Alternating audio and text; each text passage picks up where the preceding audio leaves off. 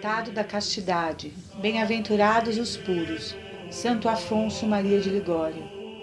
Capítulo 4. Da guarda do coração. A modéstia dos olhos pouco nos servirá se não vigiarmos sobre o nosso coração.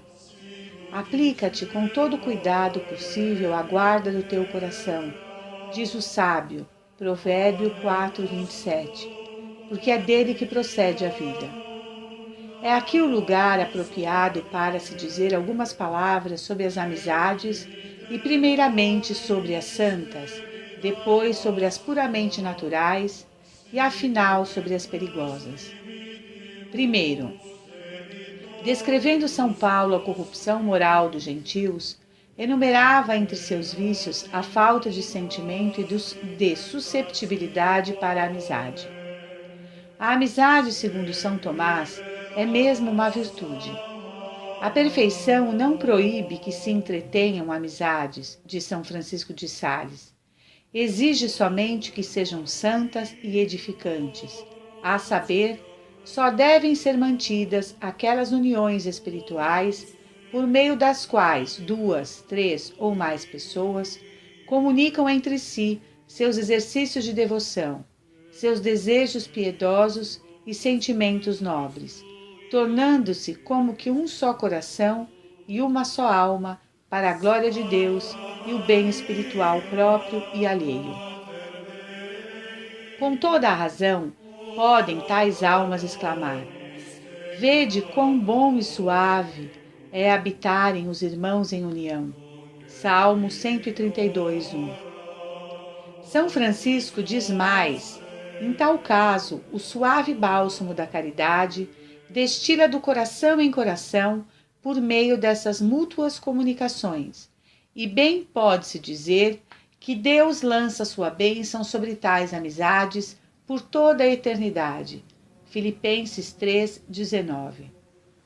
Tais amizades são recomendadas pela Escritura mesma em termos eloquentes. Nada se pode comparar com o valor de um amigo fiel, e o valor do ouro e da prata não iguala a bondade de sua fidelidade. Eclesiásticos 6:16. Um amigo fiel é um remédio para a vida e a mortalidade, e os que temem o Senhor encontram um tal. Mas como podeis aconselhar as amizades particulares, dirá alguém, quando elas são tão rigorosamente condenadas por todos os ascetas?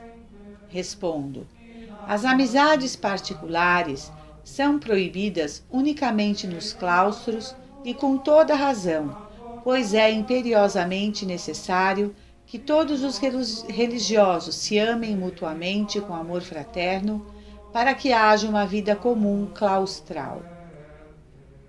Ora, num claustro, as amizades particulares podem facilmente ocasionar perturbações dessa mútua caridade, dando ocasião a invejas, suspeitas e outras misérias humanas. São Basílio não hesitou dizer que as amizades particulares em um convento são uma sementeira perpétua de invejas, de desconfianças e inimizades. O mesmo acontece nas famílias em que o pai ou a mãe têm mais carinho para um filho que para com outro. Os filhos de Jacó odiavam seu irmão José porque seu pai lhe dedicava um amor especial.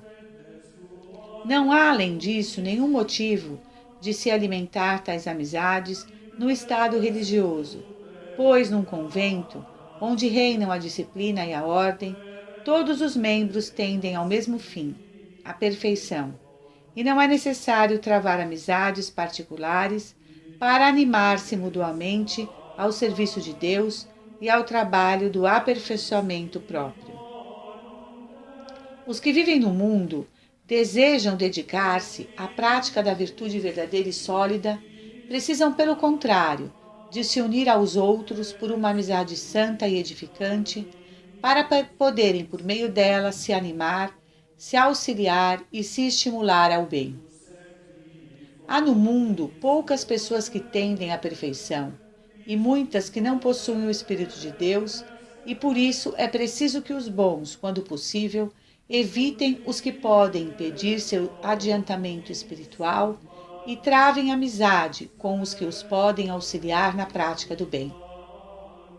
Segundo, quanto às amizades puramente naturais, deve-se dizer que elas têm seu fundamento na nossa natureza, que nos compele a amar nossos pais, nossos benfeitores e todos aqueles em que vemos belas qualidades e com quem simpatizamos. Essa espécie de amizade é o laço da família e da sociedade, mas facilmente degenera em amizades falsas. Por exemplo, se os pais, por um carinho demasiado, toleram as faltas de seus filhos, ou se um amigo ofende a Deus para agradar a seu amigo e etc. As amizades naturais só são agradáveis a Deus se as santificarmos por meio da boa intenção. Por exemplo, amando os nossos pais e amigos por amor de Deus. Terceiro, por amizades perigosas, entende-se em particular as sensuais, isto é, aquelas que se baseiam sobre uma complacência sensual, sobre a fruição comum de prazeres dos sentidos, sobre certas qualidades fúteis e vãs de espírito e coração. Essas amizades são já por si perigosas, mesmo que no começo nada tenham de inconveniente, e devemos guardar nosso coração desembaraçado delas. A. Quem não evita relações perigosas cai facilmente no abismo. De Santo Agostinho, Sermão 293. O triste exemplo de Salomão bastaria para nos encher de terror. Depois de ter sido amado tanto por Deus, servindo ao Espírito Santo, de mão para escrever, travou relações com mulheres pagãs, já na sua velhice, e caiu tão profundamente que chegou a sacrificar aos deuses.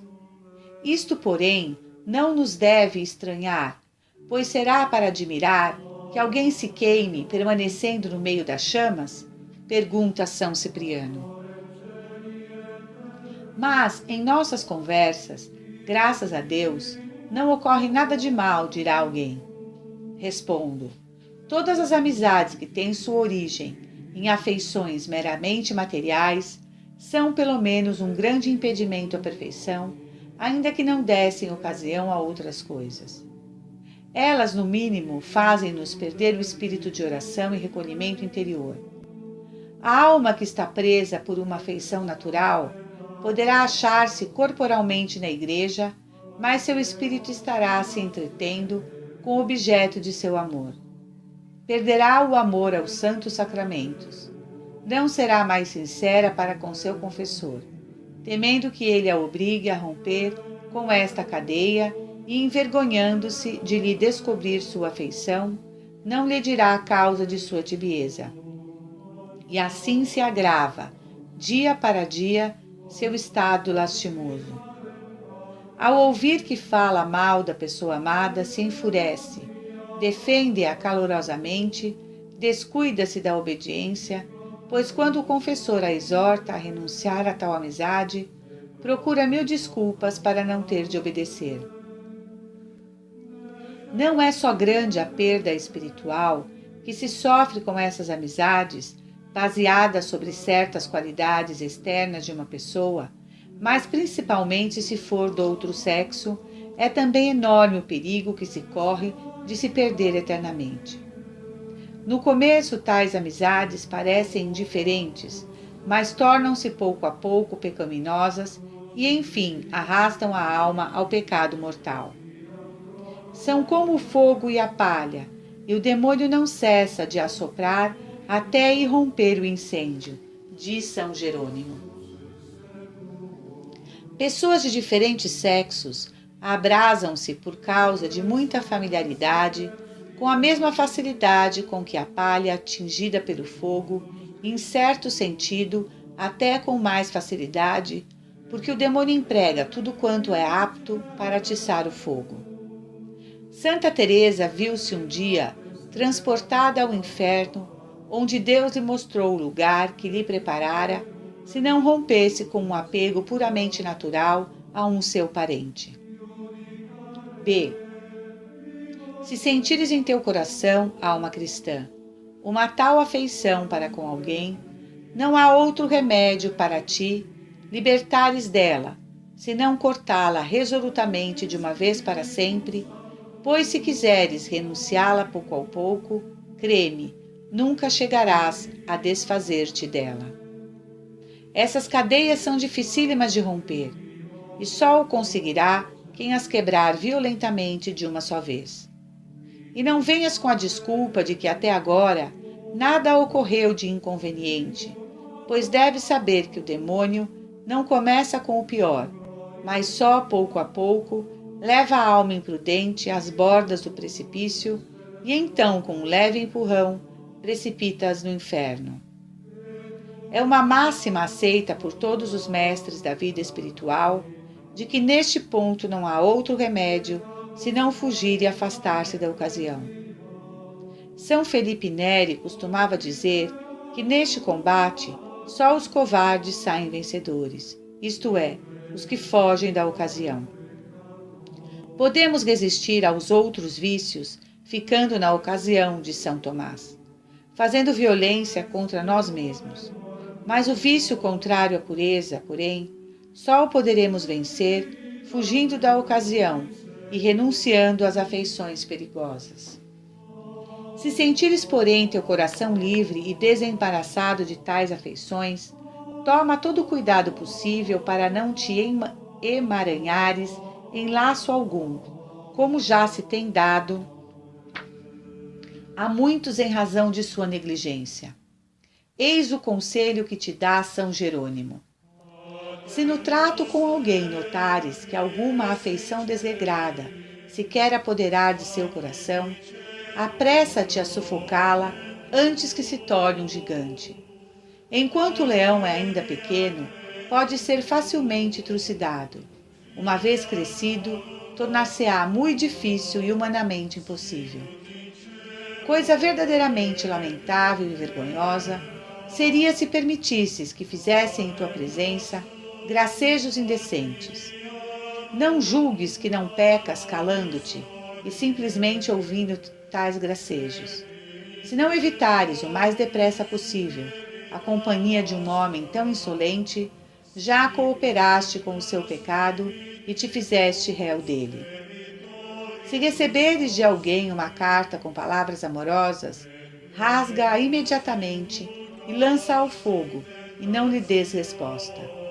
Se por motivo grave tiveres de responder, faze-o então em poucas e sérias palavras, e não des a entender que notaste a tais palavras, e muito menos que achaste nelas qualquer prazer. C. Não repliques também que não há perigo, porque a pessoa de que se trata é piedosa. São Tomás de Aquino diz: quanto mais santas são as pessoas pelas quais sentimos afeição particular, tanto mais devemos nos acautelar, porque o alto apreço que fazemos de sua virtude mais nos estimula ainda a amá-las. O padre Sertório Caputo, da Companhia de Jesus, diz: o demônio, a princípio, nos inspira amor à virtude daquela pessoa, depois o amor à própria pessoa e finalmente nos lança na perdição.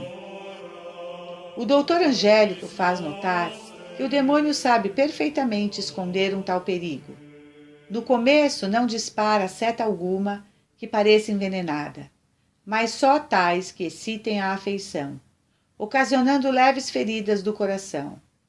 Em seguida, quando o amor já está aceso, essas pessoas já não se tratam mais como anjos, mas como homens de carne e sangue.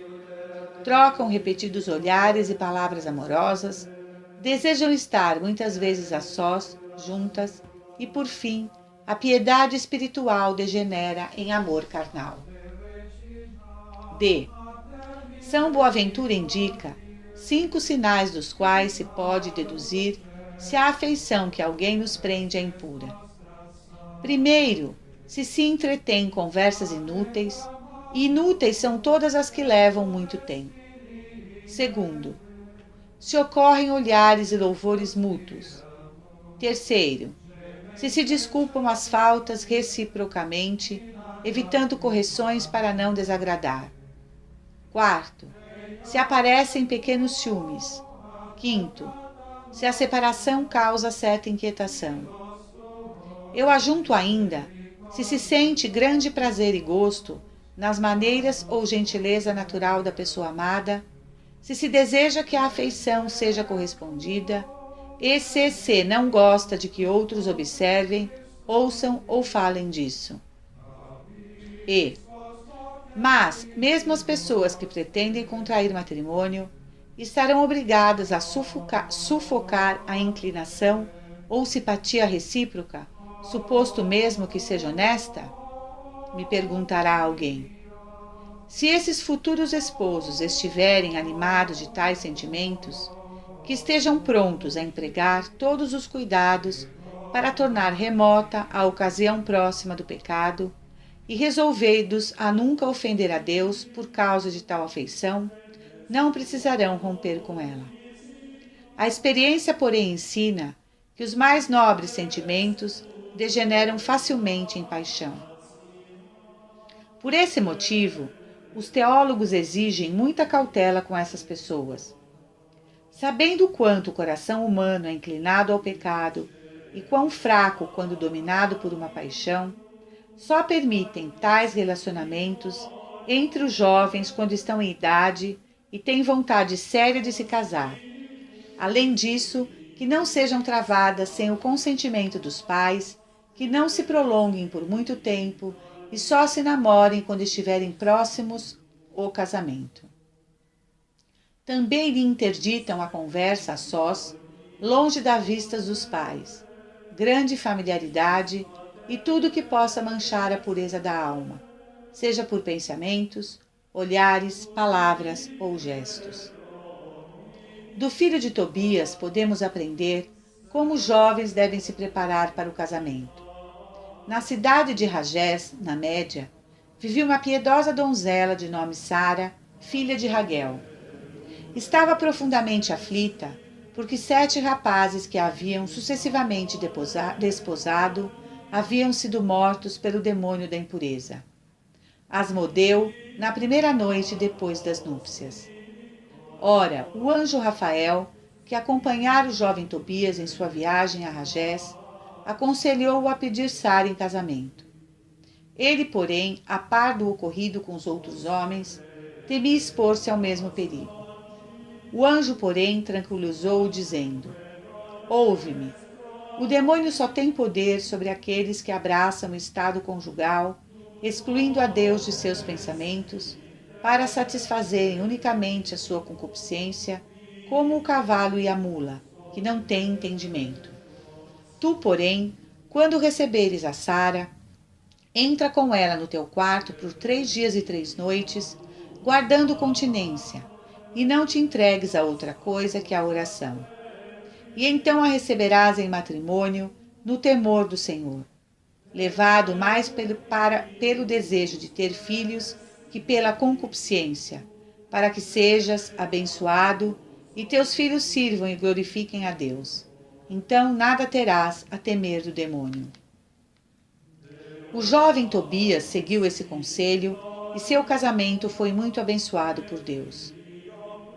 Notemos igualmente as 4 exortações dadas a Sara por seus pais ao se despedirem dela.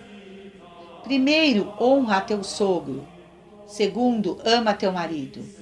Terceiro, cuida em governar bem tua casa. Quarto, porta-te em tudo irrepreensivelmente. Esses avisos devem servir de norma a todos os jovens que pretendem contrair matrimônio. F.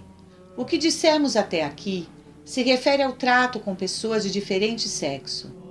O amor desregrado, todavia, pode existir também entre pessoas do mesmo sexo, principalmente se são ainda moços, e existe entre eles uma familiaridade por demais íntima. A esse respeito, São Basílio diz o seguinte: Vós que sois ainda jovens, evitai a companhia de vossos iguais, pois por meio dessas amizades o demônio já arrastou a muitos para o inferno.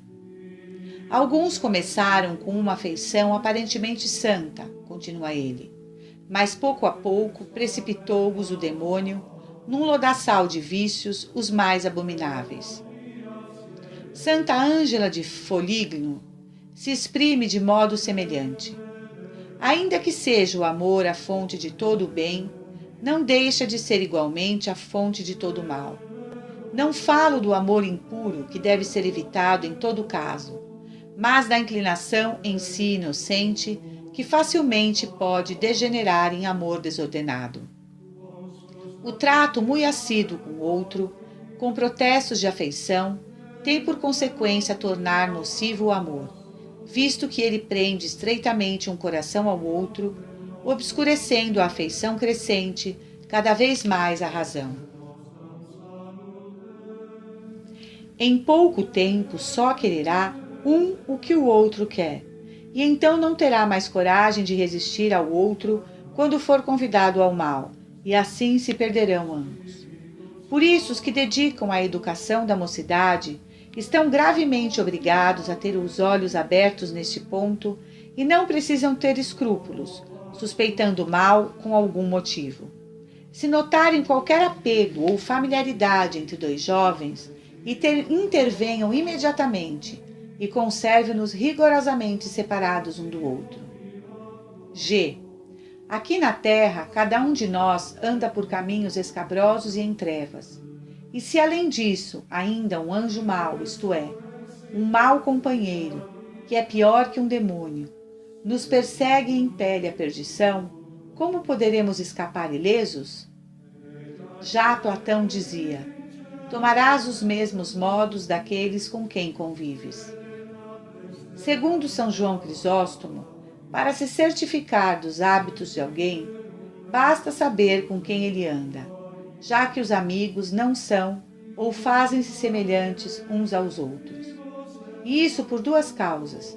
Primeiro, porque um se esforça por imitar o outro para lhe ser agradável.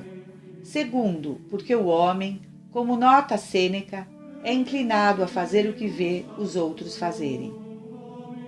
Dos israelitas lemos: eles se mesclaram com os gentios e aprenderam suas obras. Salmo 105, 35. Devemos, portanto, não só fugir do comércio com os impuros, diz o sábio, mas também nos conservarmos longe de seus caminhos. Meu filho, não andes com eles, e não ponhas o pé em seus caminhos. Provérbio 1,15. Devemos evitar todo o trato com eles, suas conversas ou presentes, com os quais procuram nos enredar. Meu filho, se os pecadores te atraírem com seus afagos, não condescendas com eles. Provérbio 1,10. Cairá talvez uma ave no laço armado na terra, sem a isca? Amós 3,5. O demônio serve-se de maus amigos, como de iscas, segundo Jeremias, para prender as almas em suas redes de pecado. Meus inimigos, sem motivo, prenderam-me como se prende uma ave. Jeremias 3,52. Ele diz, sem motivo. Porque, pergunto-se a um tal sedutor, por que aliciou sua pobre vítima ao pecado? Responderá, não havia motivo, eu só queria que ela fizesse como eu. É exatamente esta a astúcia do demônio, de Santo Efrém. Capturada uma alma em sua rede, serve-se dela como de uma armadilha para prender a outra. Fujamos, pois, a toda familiaridade com tais escorpiões infernais, como se foge da peste. Digo, fujamos a familiaridade, isto é, não travemos amizade com homens viciosos, evitando tomar parte em sua mesa, banquetes ou outros convívios com eles. É impossível evitar todo o comércio com eles, porque então teríamos de sair deste mundo, segundo o apóstolo, 1 Coríntios 5,10. Contudo, é bem possível evitar um trato mais familiar com eles, seguindo o conselho do mesmo apóstolo. Eu vos escrevi que não tenhais comunicação com eles. Com um tal não deveis nem sequer cear. Disse ainda: fujamos de tais escorpiões, pois o profeta Ezequiel designa assim os sedutores. Pervertedores estão contigo e habitas com escorpiões. Ezequiel 2:6. Não ousarias, alma cristã, habitar com escorpiões, e certamente te afastarias com toda a pressa de sua proximidade. Pois assim deves evitar os amigos que dão escândalo e envenenam a tua alma com maus exemplos e conversas perversas. Quanto mais estreitamente estão ligados a nós, tanto mais pernicioso se torna. Os inimigos do homem são os seus domésticos. Mateus 10:36. Na Sagrada Escritura se diz: quem se compadecerá de um encantador, mordido pela serpente, e de todos que se aproximam de animais ferozes? Assim também, quem se compadecerá daquele que se torna companheiro de um homem iníquo? Eclesiástico 12:13. Se um tal homem, por motivo do perigo a que se expõe, cai no pecado e se precipita na condenação eterna, ninguém, nem Deus, nem os homens, terá compaixão dele, pois já fora advertido do pecado. Nota: quando o Santo Doutor fala da Santa Virgindade, refere-se às almas tanto das mulheres quanto dos homens. Louvado seja nosso Senhor Jesus Cristo. Salve Maria, viva Cristo Rei. Senhor, dai-nos a fortaleza dos mártires. Em nome do Pai, do Filho e do Espírito Santo. Amém.